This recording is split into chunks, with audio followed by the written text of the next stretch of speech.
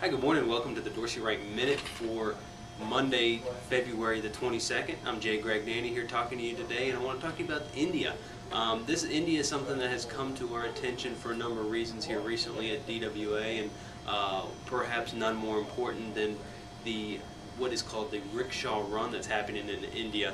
Myself, Tom Dorsey, Tammy DeRozier's husband, and one other of Tom Dorsey's friends are actually going over to India next January. Actually, we'll be leaving December of 2010, the end of December of 2010, going to be over in India for a couple of weeks doing what's called a rickshaw run. If you go to Google and you Google rickshaw run, you will see what it's all about. It's a hopefully two-week journey from northern India all the way right on almost on the border of Pakistan, all the way down to Cochin, which is all the way down in the southern tip of India. So it's going to be a great experience for everybody. We're certainly looking forward to it. But because of that, the Indian equities market had come into our lens here recently, and when we look across the board, when we look within the international equity space, India is actually one of the strongest countries out there. What we can do, and technology allows us to compare and contrast every single country out there using specifically in this case exchange traded funds.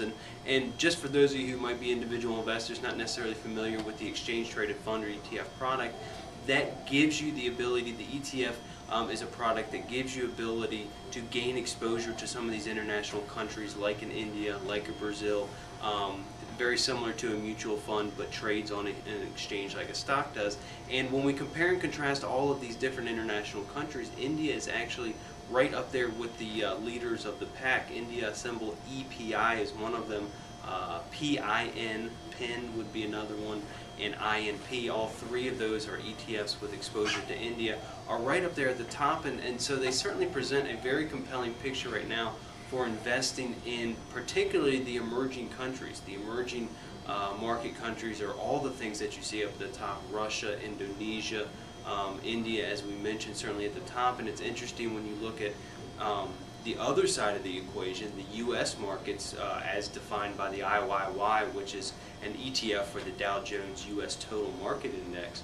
The IYY is all the way down in position number 40 out of 46 names.